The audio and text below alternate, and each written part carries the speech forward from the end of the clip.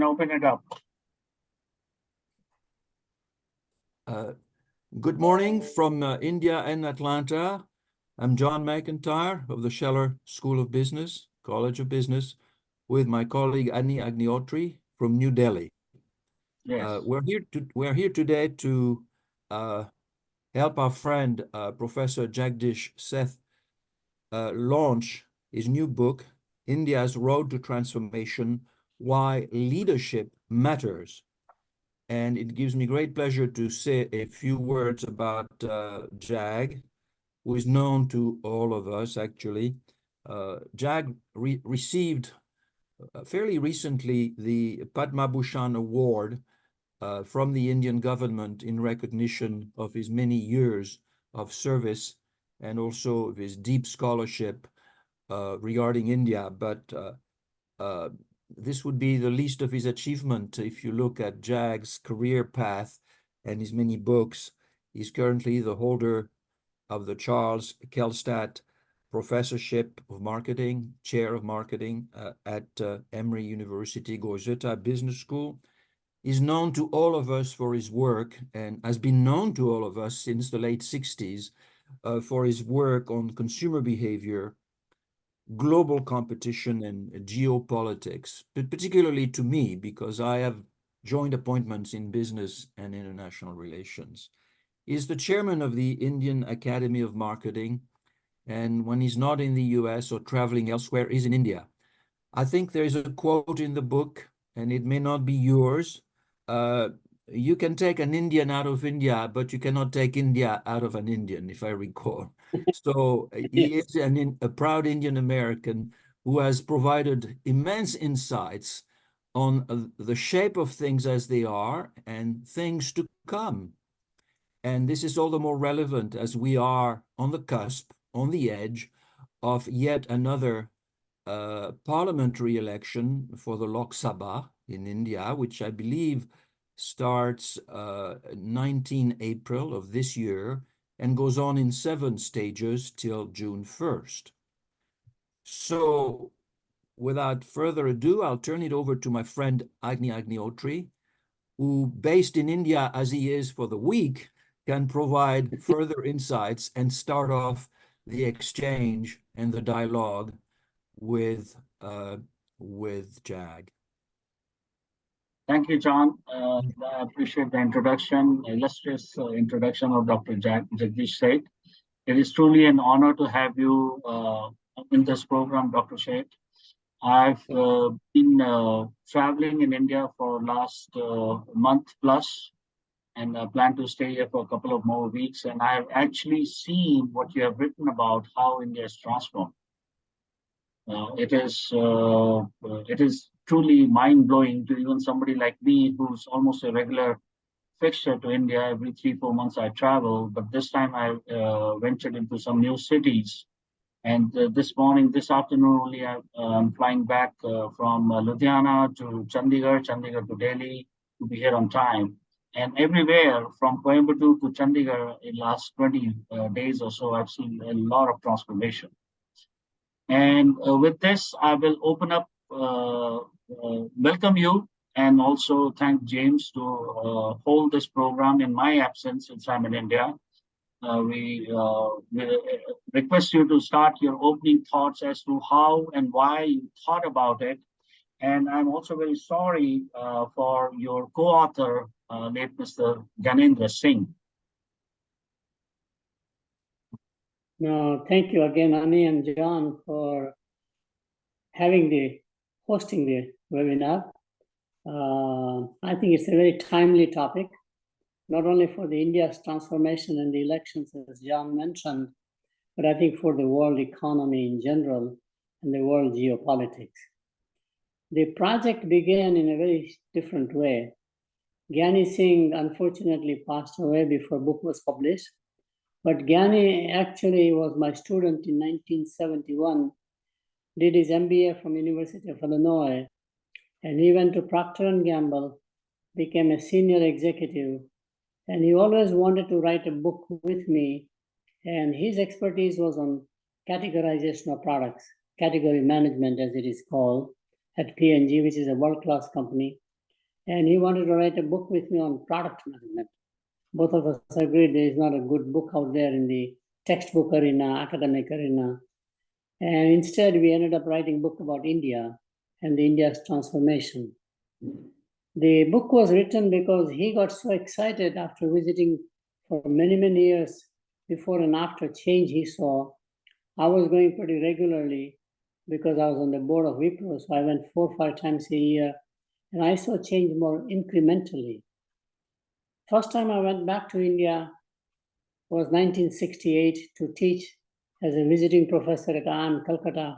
And you can see Calcutta was totally occupied by Naxalite movement. Garbage was piling up. All the great companies were leaving the city. It used to be the British headquarters, as you know, for East India Company. So many of the foreign companies were headquartered there. Except for ITC Cigarettes Company, everybody was leaving. There was a gloom and doom. Actually, it was worse than when I left in 61, where there was a license Raj. So I was seeing the transformation more gradually. He was seeing it more dramatically. It's the comment only you made, how many cities you have traveled, and you see this change everywhere, not just in 1 or 2 cities. So that was the excitement. So we decided to shift the emphasis and talk about nation's transformation as opposed to the product management. The key angle here is that transformations happen. You have the economic theories, political science theories, you have theories from many disciplines, but all of them focus on resources primarily as opposed to leadership. Only the management faculty thinks about leadership because they deal with corporations, institutions, where leadership matters. Then both of us realized that probably the most multinational organization, surprisingly, is a nation. The nation has to have embassies and consulates all over the world, including in hostile territories, unless you're declared no connections whatsoever or diplomatic relationships have been broken, kind of stuff. So you are everywhere in kinds of places where you have no choice but to stay. Corporations have an easier way out. They can exit a market, for example, if it's hostile, if not taken care properly. We found also that leadership of a nation is a lot more complex because the stakeholders are not just the shareholder, but many more with very conflicting issues. You may have, for example, the lower end of the socioeconomic class, and how do you manage to uplift them? So poverty becomes a key issue, education becomes a key issue, healthcare becomes a key issue, and you are constantly in this battle between the opposition and yourself. If it's a 2-party system like Democrats and Republicans, Labour and Conservatives in England, constantly have a battle, and the opposition has to take a position against you, even though they believe in the stuff, because their role is to oppose, which is very fascinating. Managing that is more complex. So we thought that might be easier to look at the rise of a nation from a leadership viewpoint, and what can we learn from political leaders for corporate leaders. Generally, we think corporate leaders can tell politicians how to manage. This is a reverse flow. That's how we started the book. Great, thank you. John? Yeah. I wanted to ask you a further question following up on Ani, because in many ways, some would claim that India has been in a process of change and progress since independence, 75 plus years ago. But if you do look at the rate of growth in GDP terms over the successive prime ministership, the leaders of India, you do see a significant break, perhaps with the advent of the BJP and Modi. And the challenge for India now, as I view it under its leadership, is not only continuity, but how to achieve high income status, becoming an OECD country. And the book is interesting and notes that it may take longer than we think.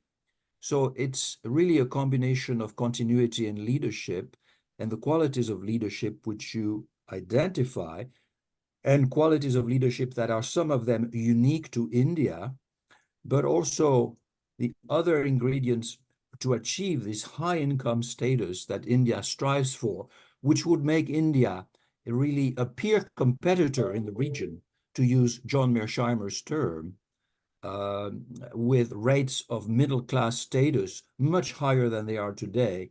What's missing beyond leadership? You allude to it in the book, but I'm not sure you give the answer. You do focus, of course, and it is the title of the book, but what's missing to reach that high income level, OECD level, being the leading peer competitor in the region, beyond demographics? I think, yeah, beyond demographics, I totally agree. Probably 2 or 3 things are conspicuously missing, and they're very doable. The first one is deployment of new advanced technology.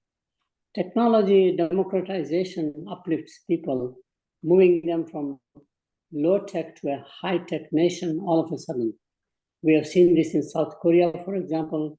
In 35 years, from a feudal society, suddenly becomes one of the most advanced technologically, not just in terms of income levels. We have seen this in Singapore. I've seen this myself. I went first time to Singapore in 1968. Surprisingly, it looked like a Fiji island. There was nothing. Next time when I went in 1984, you see this brand new city glistening, all because of technology, not just the infrastructure investment. So I think enabling the technology to do its job to uplift people is very key. So you can have from a low wage earner, hard labor, to something that is done with a machine, something that's done with technology in general, and that basically raises the wages. Let me give an example, John, outside of India. In our days, you know, John, we are older than most population probably, but in our days, the oil change in an automobile was easy. There was a mechanical guy, he did not have to have any literacy whatsoever.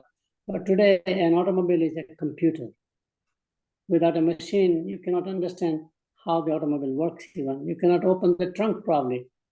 It's very fascinating how smart the devices have become. So you have to make people smarter than those devices or manage those smart devices. So technology is the one, and the faster you deploy the technology, either by incentives or by mandatory rules even, the more the nation will rise. I've seen this in China, I've seen this in Singapore, I've seen surprisingly way in America, to go from an agricultural to an industrial society after Abraham Lincoln's Civil War and the abolition of slavery, for example. Very fascinating. So that's one ingredient. Yes. Second ingredient, I'm sorry, go ahead, John. No, go ahead, please. I didn't want to interrupt. The second ingredient is having the view that modernization is essential. That doesn't mean you give up your values. One can still have the values of the typical Hindu tradition or Indian tradition. Ancient wisdom of India is incredible, actually. More I read the ancient literature, the more I'm impressed how sophisticated and advanced it is. It's very contemporary. Both faiths are contemporary, knowledge is contemporary, actually. But we still have the legacy of the family system, etc. So the culture has to change in a positive way. That going ahead in a modern or new India is a good idea rather than a bad idea. There are always the consequences in any transition or transformation. So to me, that's the second area. The third one is very important. And that is the one that we do in management. I think companies can play a significant role in social change. My view that, corporations or capitalism is a very positive force in society. It can serve the society as much as exploit the society. And it cannot survive without taking care of the masses while making profit at the same time. So if they can basically rally as an industry, say that we will push the direction of the whole nation to higher wage status by having more and more technology deployed, wages go up, etc. I think that's a very key one. So role for the corporations, role for the family itself, and role for the technology are all coming together to raise the nation from a low-tech to high-tech, as we have seen in Japan, where corporations took a lead about technology and whatever they can do. Korea, same example. Same example in Singapore. Singapore has public sector enterprises which drive change.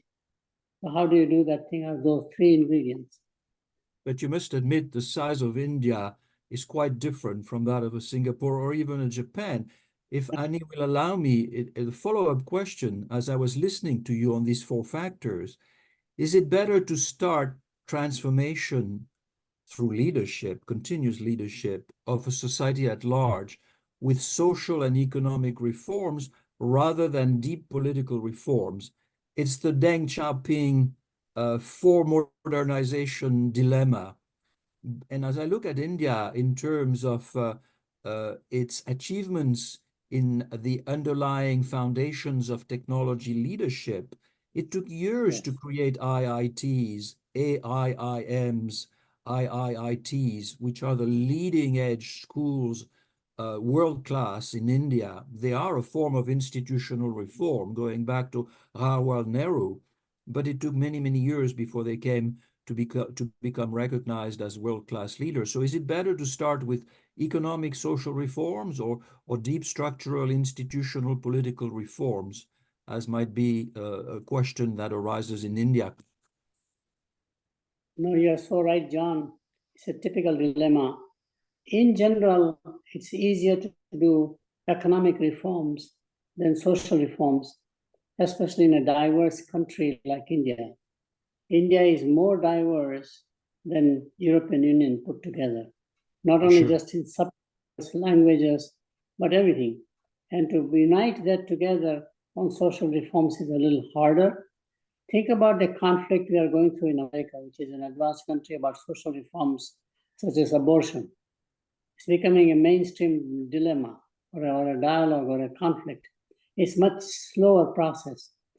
I have found that once you have economic reforms, social reforms follow. You don't have to do it even through a policy change because the population changes itself, which I think is very key.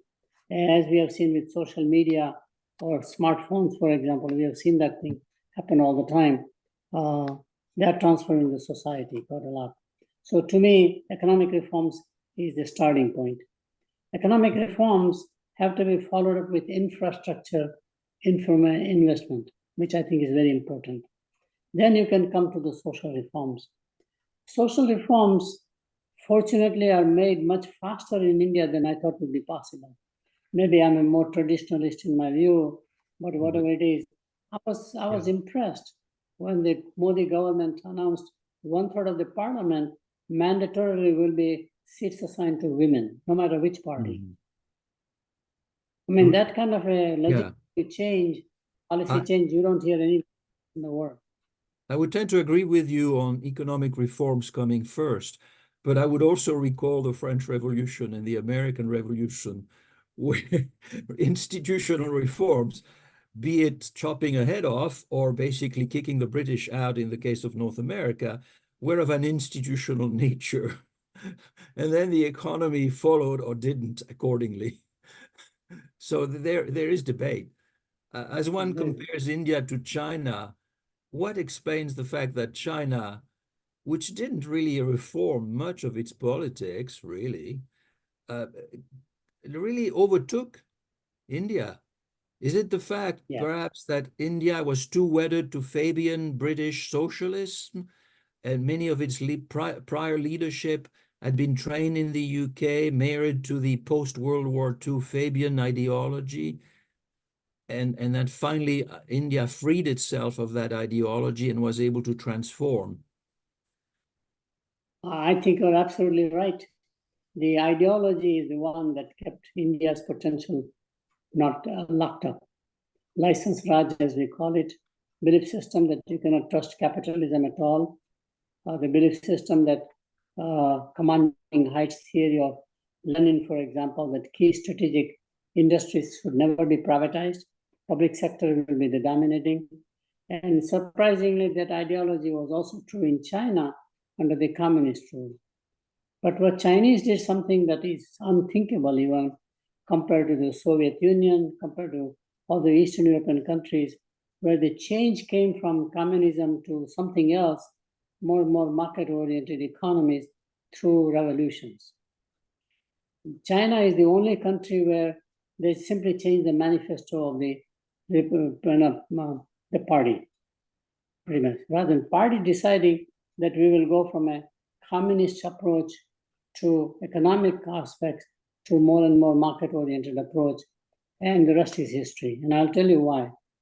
Again, China was not made by China. We have to realize it was made by foreign companies for cheap labor or easy labor, hardworking labor actually did the work there. It was outsourcing mechanism.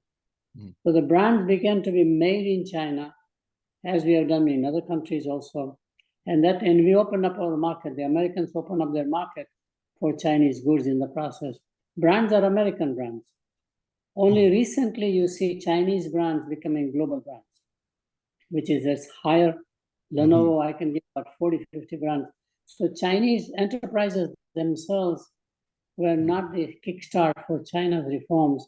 It is basically Deng Xiaoping having this very pragmatic leadership that you don't debate what's the color of the cat, black or white, so long it catches mice.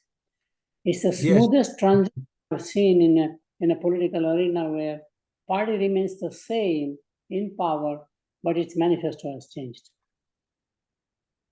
Thank you. I think my friend in New Delhi wants to have a question here, but he's obstructed by your background here. So, Dr. Sheth, I have a question as I was talking to earlier before this session, that, there is so much of huge diversity and challenges and opportunities in India. On one hand, we are talking about starting of Ram Temple in Ayodhya, to building an underground undersea tunnel connecting Mumbai to Gujarat, starting a 15-mile long single corridor super highway. And it's mind-blowing, how leaders are able to challenge thousands of years of history on one hand, and then going, now I was reading about deep sea ocean, research, which India is one of the 4 countries in the world, looking for new heavy elements, etc. And also, of course, let's not forget about it, one of the first country to reach on the dark side of the moon, so to say. So, it's huge, like gap between on one point, what I've just stated, to the other point. How do the leaders cope up with it? The transition, if it is too rapid, increases the aspirations of people, puts a sense of urgency. And urgency quite often may be creating a problem of execution. So the transformative leaders in my research on so many countries, what makes a transformative leader? What are their qualities? First is that they really will have an aspiration almost impossible. Looks like you are dreaming, but they believe very strongly, they convince the masses, this is how we can aspire or who we are, which I think is a fantastic change in India. In fact, the biggest change in India is not everything else we talk about, but the belief system of people themselves, who pretty much say, self-image, a positive self-image of Indians in India, Indians abroad has just gone up. It's not a country of roaming cows and snake charmers and a sense of helplessness. It's a sense of hope, a sense of future being brighter for myself, my children. A self-positive image and the confidence leads to a courage of some sort. So to me, that's a big change. So in that case, the leaders have to make sure that those aspirations of Indians that you created in some fashion are managed. So the second key skill set is not only pragmatic leadership, but also execution skills. And the difference is the execution is much faster now than ever before. I mean, whatever you promise, you get it done before the promise is delivered, Whether those are, for example, Statue of Unity, which I went to see in Gujarat. I just cannot believe the size of that statue, all made by Indian engineers, Indian materials, etc., and how quickly it was done. Or the new parliament that is being built or is being built already. Think about that one. just goes on. So the speed has become very key ingredient necessary for leaders.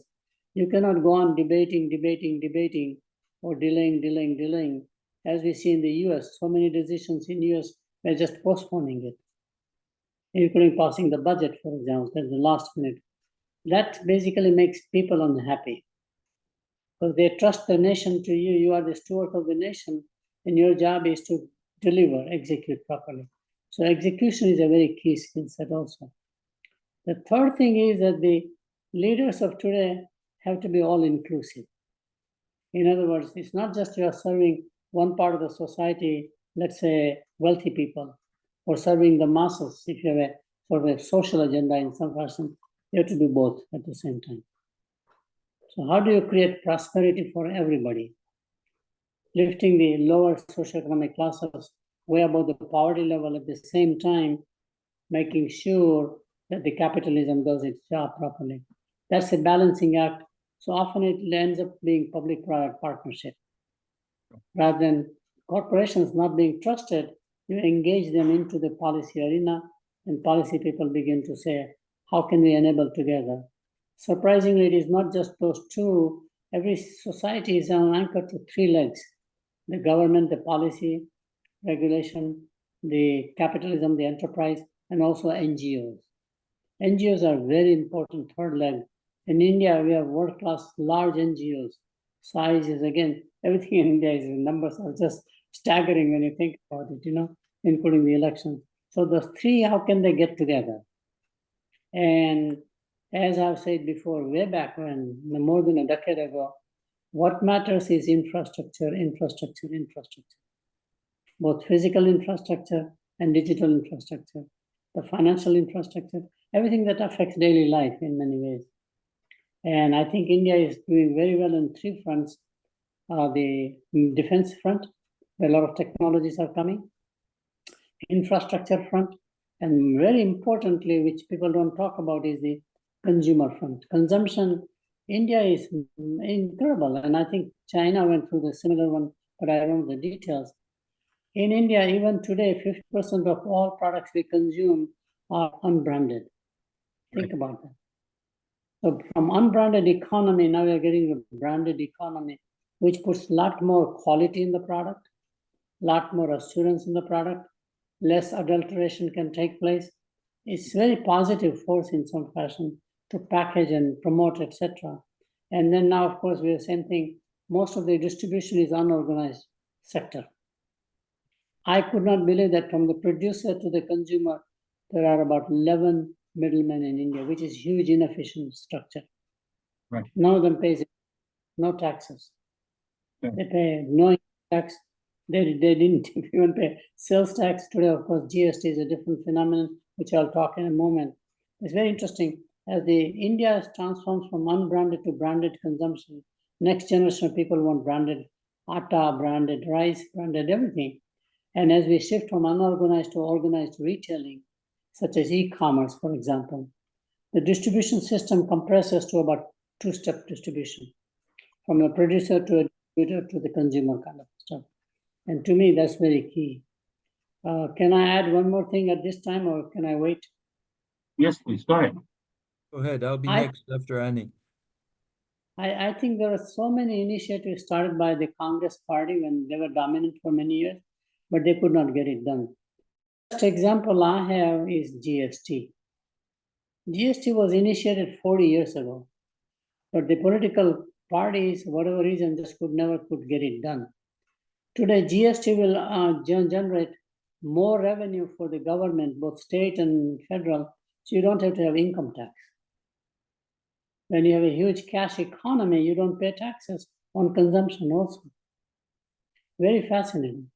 So you provide the safety net for people, clearly lower income people, but GST will exceed in terms of revenue generation forever now. It looks like the more we use technology, even if feature phones, everything is on UPI platform. People love it at the same time. Aadhaar platform, which is for many reasons identification.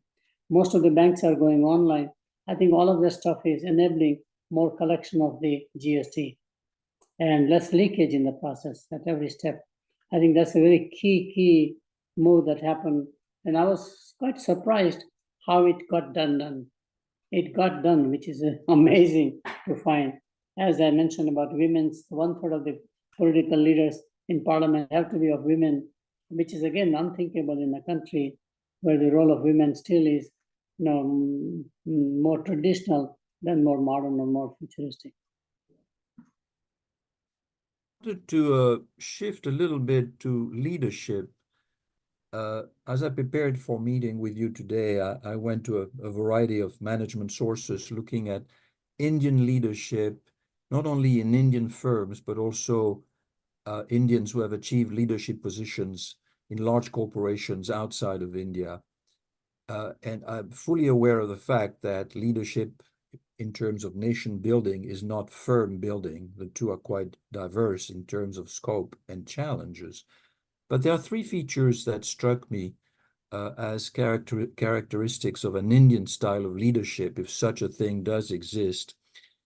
As an awareness of social well-being of one's people, a respect for intellectual capital and your workforce, and a sense of pragmatism, which in a sense is on the nation building dimension, as opposed to the firm building dimension, is a break with the past, because prior leaders of the Indian nation had been very married to ideology.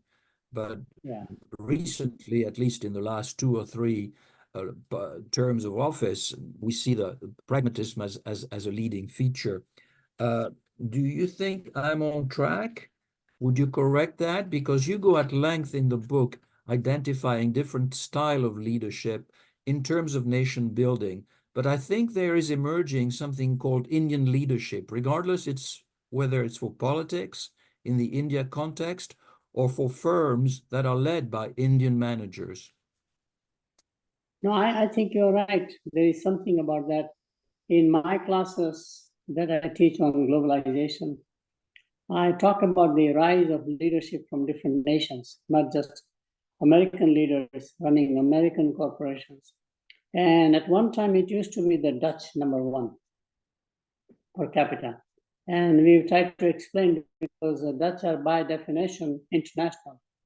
There are 10, 12 major Dutch corporations, such as the Shell Oil on the one hand, or airline KLM on the other hand, Unilever or Hindustan Lever on the third, Unilever. They're all multinationals. So you get your experience in a global context, which is why they were very good about adapting, like diplomacy. You're going into different countries. Before you are deployed, you have to learn about the culture. You have to, not only that, but you have to survive in that culture. And many people can't do that very well. So I think India, the Dutch learned that skill, that I can be in Indonesia or I can be in Suriname and I'm as comfortable.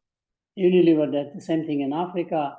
I think that adaptation to local cultures without giving up your mission or belief system is one key trait. But the second largest global leaders came from basically the British, more likely like South Africa, more likely Australia, for example, which is very interesting. And then the fourth largest were Indians. Indians have now moved up significantly. And we think it's because of 2 reasons. One is that more and more we are talking about technology companies where Indians had an advantage being trained in technology. They know engineering, they know science, they know software, hardware, etc. And the training has been a little more broad-based. So you can be a mechanical engineer, but you learn software also at the same time. It allows you to understand connecting. So that's one. Very hardworking people. And a typical Indian engineer, after his management degree, will be placed not just in India, but outside India. So you work for Unilever, immediately they'll ship you out to Thailand or Malaysia or Middle East, which is very interesting. So you begin to get that whole holistic global viewpoint. And to me, that has been a key advantage. Also, as a general manager, you are rotated from function to function. From sales, you do manufacturing to, which is, I believe very strongly as a leader, you have to be rotated across all functions before you come to the top. So you have a feel about how the organization works.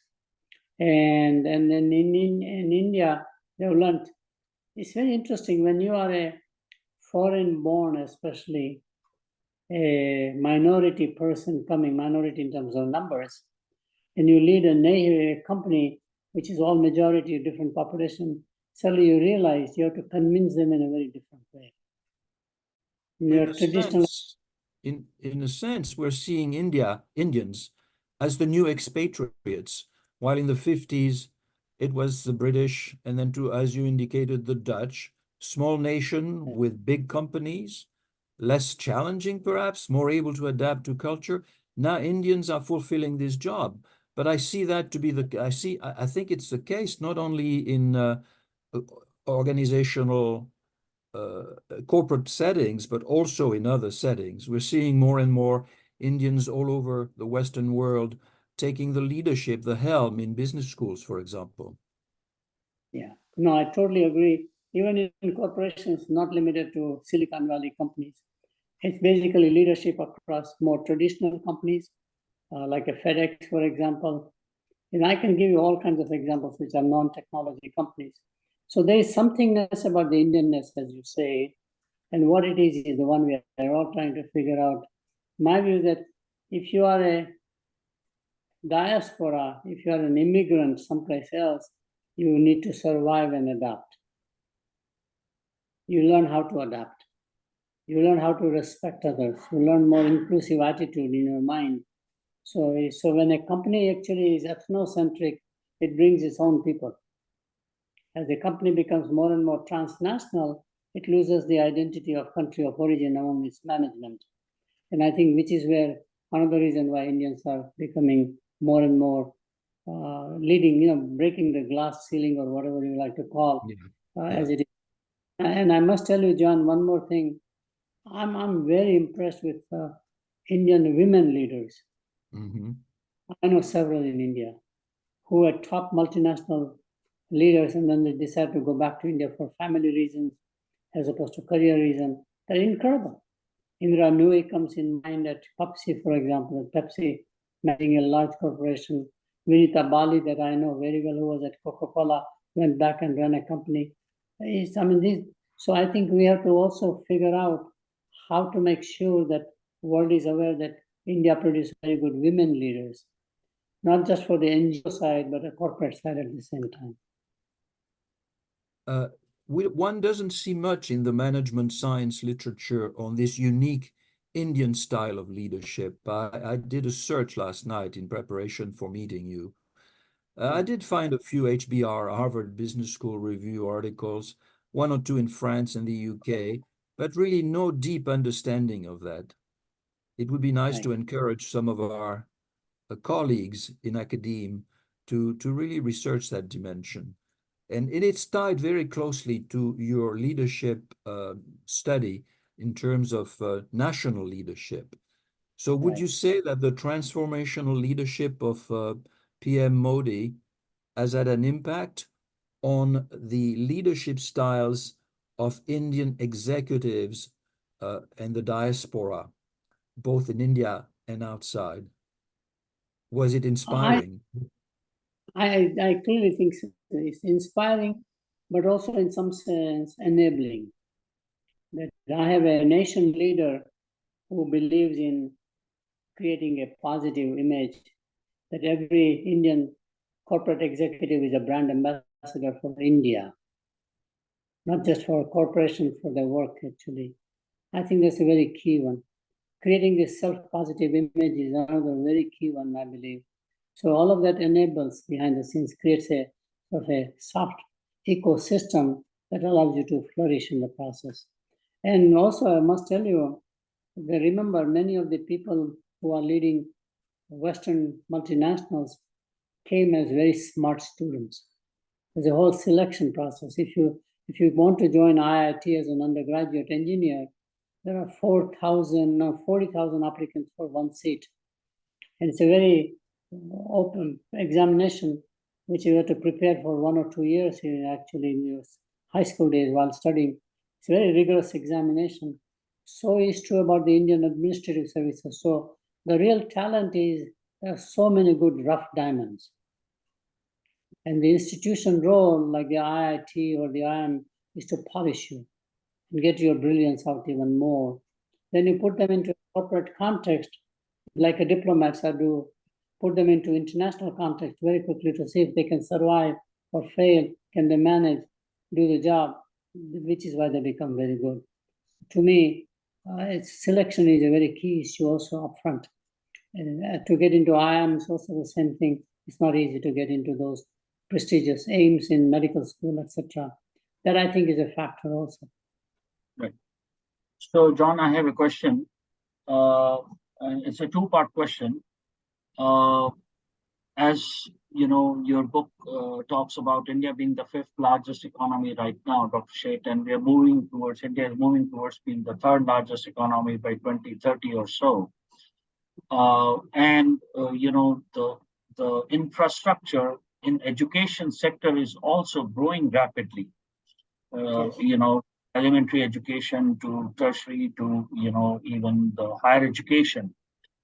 But at the same point of time, you know, we have to also deal with huge number of young job seekers looking for employment, you know, and, you know, how India is going to cope up with at such a, you know, fast pace. We are growing in terms of economy, but how the jobs are going to be created. And also what happens to our base of India, which is agrarian economy, right? Right. 2 or 3 points. I think you're absolutely right. The first point is that in India, I was surprised very recently, less than 5 years ago, when somebody gave me the statistics that 93% of the workers in India are contractual workers.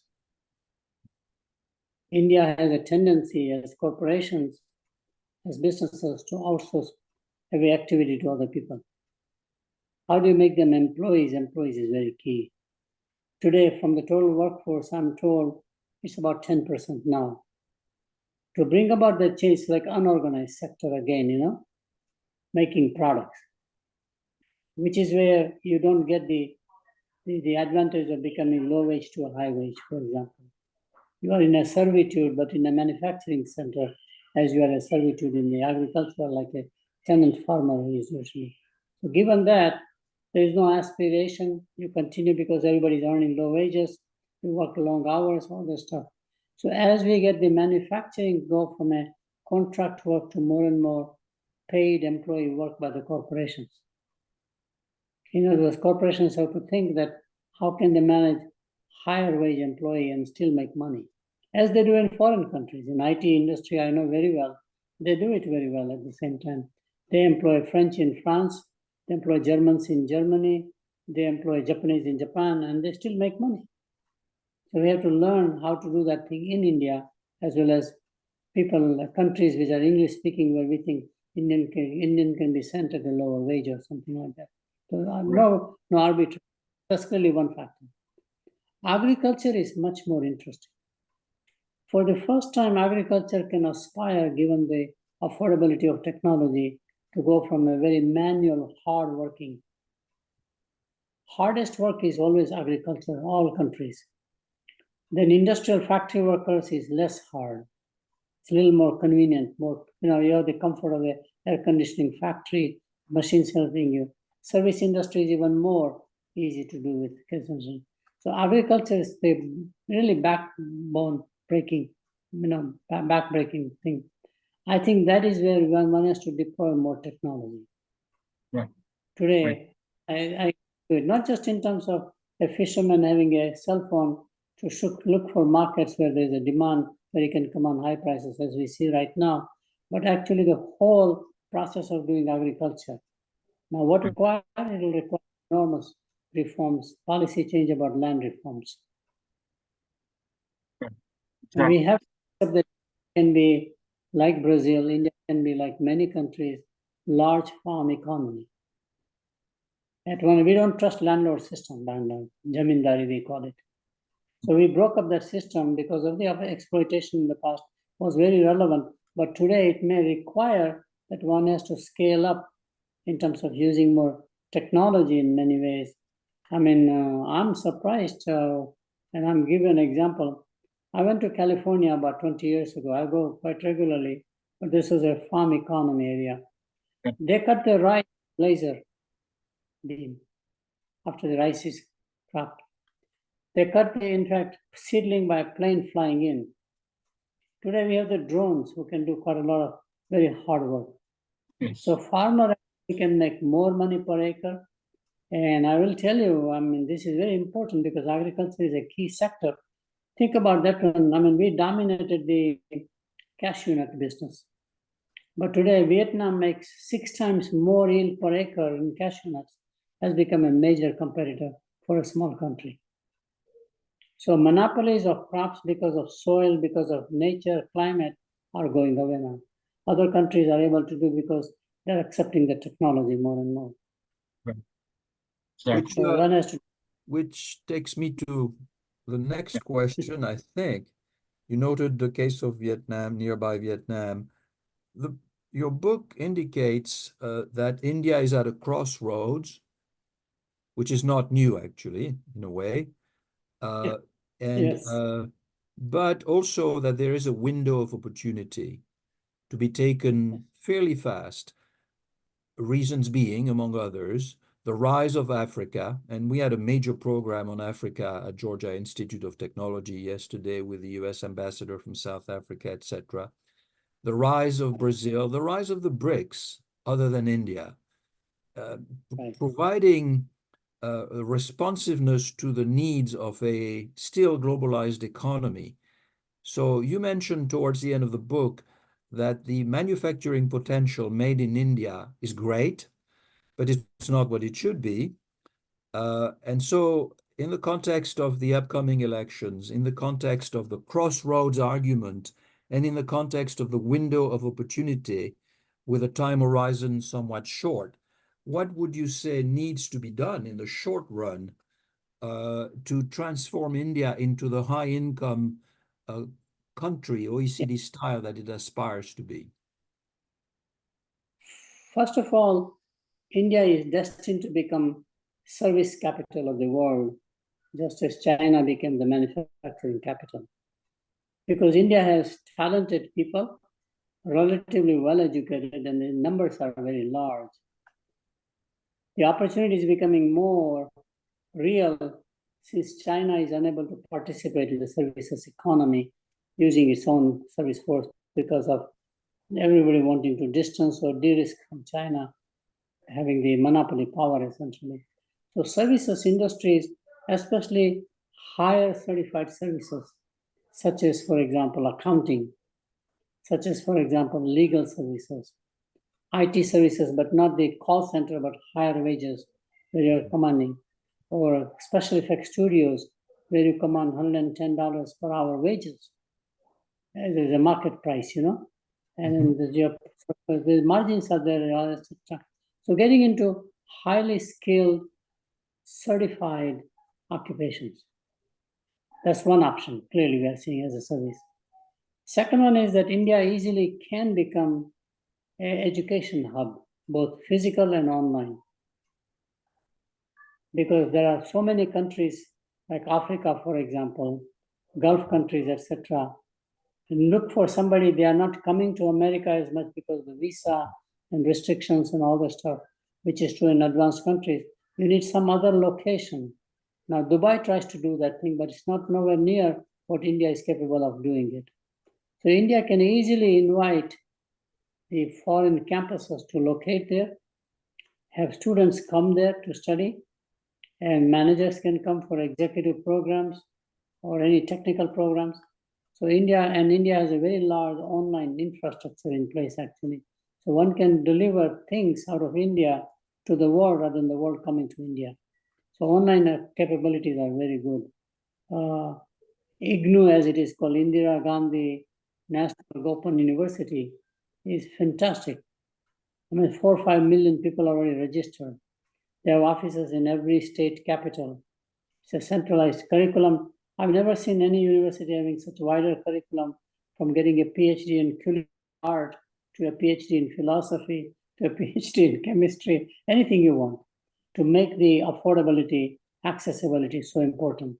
So India has a lead advantage in services economy, which I think we have to focus equally well as we focus on the manufacturing side. Right. Services can take off much faster.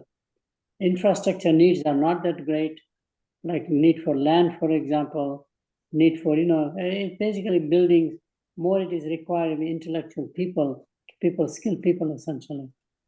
So I'm very fond of India becoming service capital sooner than manufacturing capital. So, I can go Dr. back. Yeah. I'm sorry. Go ahead. Please finish your thought.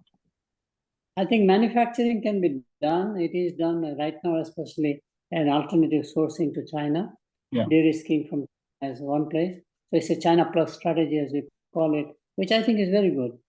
But the biggest advantage of manufacturing is bringing technology into the country, high-level technology. I've advocated in my papers, India should not go at low commodity type products. Yes. As China did, for example, as Taiwan did at one time, Hong Kong did. We used to laugh at those products, like mundane cutting nails, for example, things like that. That's a waste of human talent in India, especially.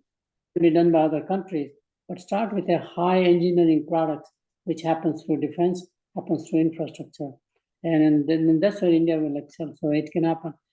I think it needs reforms. Right. We need land reform.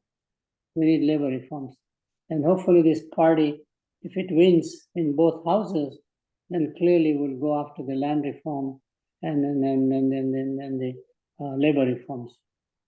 Do you think there will be a further opening of the Indian economy? Opening such as defined by the Index of Economic Freedom of the Heritage Foundation? I don't know as much about that index personally myself, but overall, the mood of the country is that even if I'm a domestic manufacturer, I have the strength and the confidence to compete with any multinational who comes in India, which is a typical protectionism. So even Indian enterprises are saying, come on over here, we'll show you how to compete. Very interestingly. So that part is very fascinating. There's a change in the mindset of the industry leaders, large conglomerates, such as the Tatas, the Birlas, especially Ambani family, the Reliance, that they're building modern factories, most modern scale. Petrochemical is one example, but Reliance is big in media. Sun Pharma is similarly, because they have the competence. But there are areas where there's a joint learning, license transfer, etc., is important to kickstart much faster. Right. To me, that will be happening. So India is destined to become a manufacturing destination, but not necessarily manufacturing capital. Not only for its market, but becoming a regional supplier to other nations, like the Gulf countries, for example, Southeast Asia, all that place pretty much. So I'm optimistic about manufacturing also, but service industry is my passion. Sure. So, Dr. Sheth, that brings me to a point which there was a question also. While we are managing in India is managing such kind of hyper growth, there are some challenges which are emerging. Namely, I will throw four things here like water, pollution, sanitation, traffic. Now, why and how our leaders' attention need to go these kind of things? And as I was speaking with you earlier, I travel to India at least 2-3 times with my partners, American partners, and these things are quite shocking to somebody who's visiting India for the first time. Let's leave aside the traffic part. That is shocking to everyone. But things like water, which we're experiencing now in Bangalore, or pollution or sanitation. So how can we draw our leaders' attention to these kind of things which are of paramount importance to the society?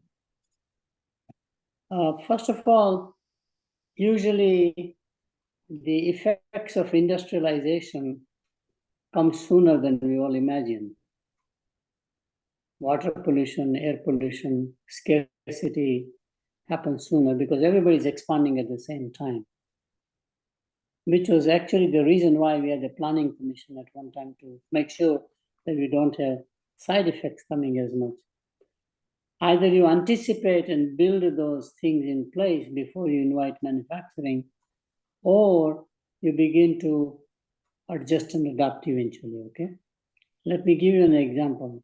When I came to America in 1961, the two most polluted cities were Los Angeles and Pittsburgh.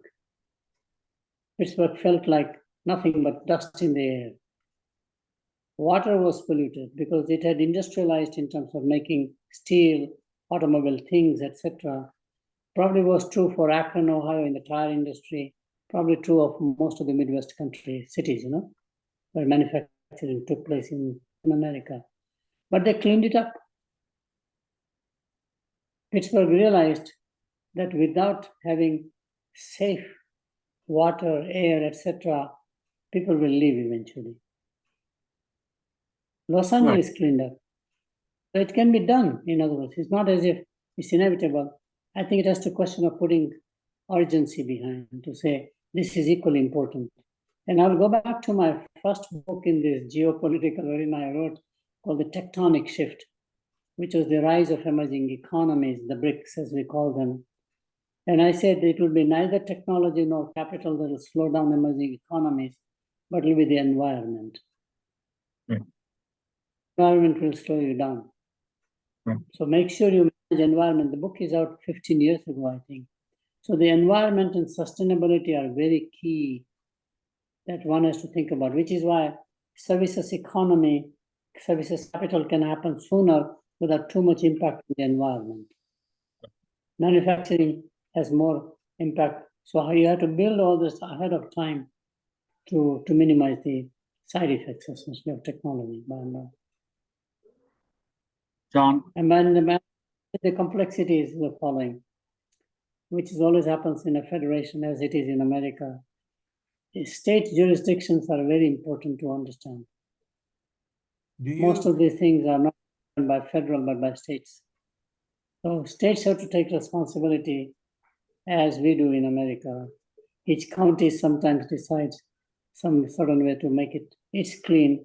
I think so. To me, it's a give and take between the federal government and the state government, who plays what role in balancing about the issues like water in Bangalore, for example. Is it Bangalore municipality's role? Is it state of Karnataka role? Or is it the role of the central government? Do you feel that there is an awareness of the stakes on the part of the Indian electorate at large, beyond the politics of the moment? I don't think so.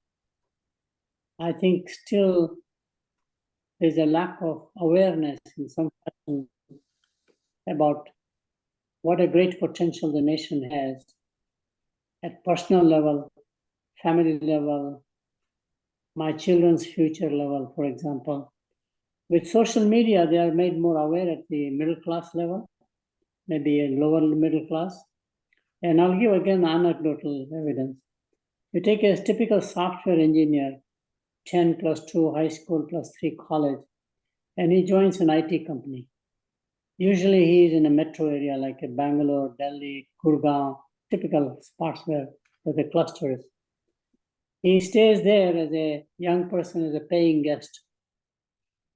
1/3 of his pay or more goes in just paying for one room rent in a family. Of course, he's contemporary. Without cell phone and internet, he cannot live. He does not stay with his family because he is deployed someplace. And at the end of the month, he has no cash flow. There is no discretionary income. Yeah. You have a good income. Compare that to a train operator in the port of Mundra in Kutch, which is the largest port now. The technician or crane operator makes more money than the IT software engineer. He's only high school educated generally, but he has a technical training, vocational technical training, how to operate the crane for lifting cargo containers. He lives with his parents. He is married, maybe has a child. He doesn't pay any rent at all. So 1/3 of his income is saved.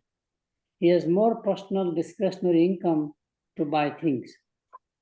Since he lives with his parents, he's a little more conservative in the way he thinks about investing more into the future of his son or the daughter.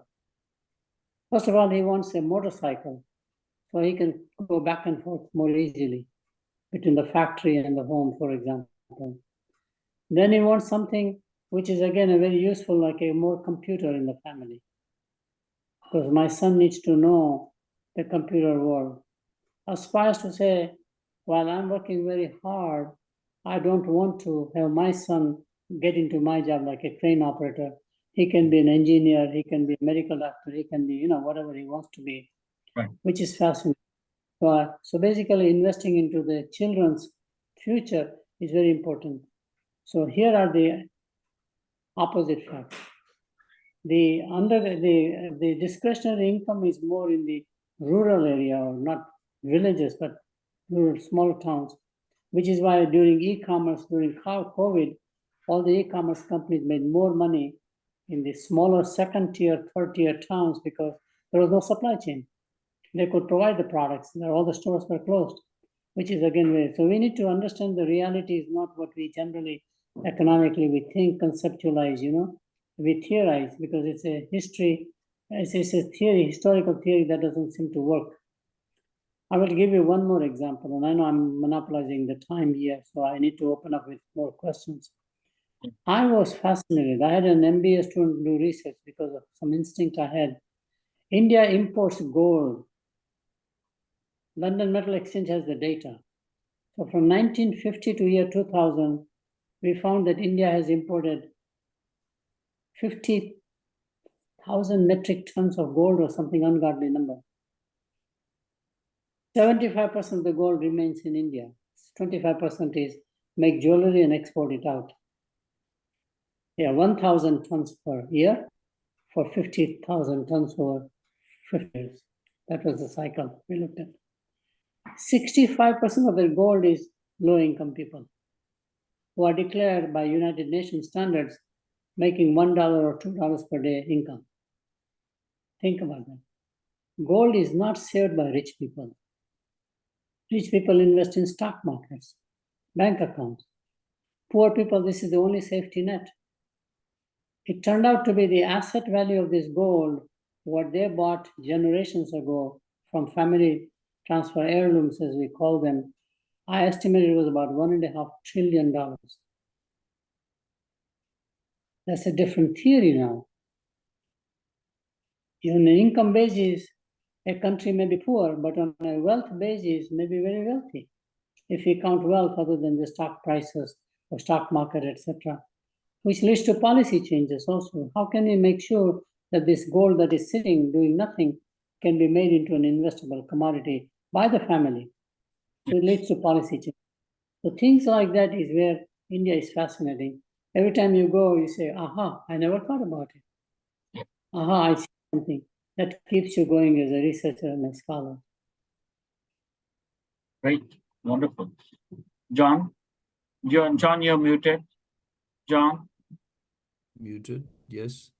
Yeah. I think, well, first of all, let us thank you for the deep insights that you have shared with us, which find as a point of departure your book, but go much beyond and give us a sense of what the future might look like, what the obstacles are likely to be, and what the opportunities are. I think we have reached the end of our session, but it has been taped and will be made available. So our deep gratitude for the time you have allotted to us today. Ani from New Delhi, can you close us off? Yes, I want to thank Dr. Sheth for joining us today and giving us this opportunity to introduce India's Road to Transformation, Why Leadership Matters. Book was published by Vibrant Publishers, and it is widely available, including from Amazon and other resources. I encourage all the audience, everybody in audience, to have a copy of it. And we look forward to connecting with you further down the road as the year progresses, Dr. Sheth. Thank you, Ani and John. I always enjoy having with you because you raise questions that makes me think a little more. I've done several things with Georgia Tech. Likewise, I mean, Especially- I am indebted to you for wanting to research the Indian style of leadership globally. I'm going to look into that. Yeah. Maybe Thank you can guide me a little bit. Thank you. Maybe. Sure. Thank you, everyone. Bye. Dr. Shade, with your permission, John, with your permission, I take this opportunity to thank Jim for hosting this event today on Zoom. Recording will be available in about 7 to 10 business days on YouTube and on Georgia Tech CIBER website, and also Dr. Shade's, organization.